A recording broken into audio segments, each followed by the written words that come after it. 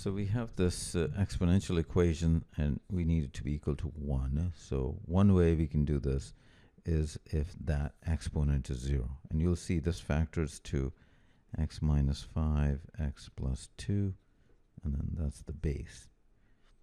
So we know that if that becomes 0, no matter what that is, would satisfy this equation. And that would happen when x is 5, so the exponent becomes 0. This becomes, you don't have to calculate this, but I think it's always a good idea just to check. So 25 minus 10 is 15, to the 0 is 1, so that's one solution.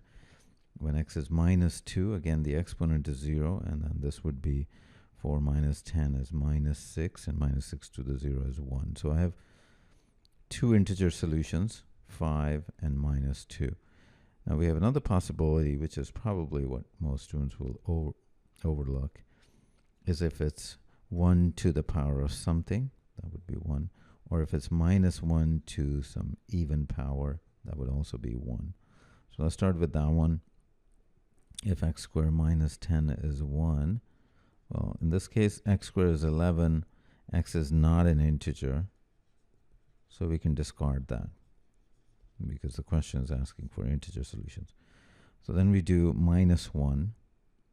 X squared minus 10 is equal to minus 1. So that becomes x squared is 9. X is plus or minus 3. So we'll test it because I need to make sure that power is even. So this piece is minus 1 for both 3 and minus 3. So I plug in x equal to 3 here. So that's minus 2, 3 minus 5. And 5, it's minus 1 to the minus 10, which is really 1 over minus 1 to the 10, and that's indeed 1. So that's one solution, another one.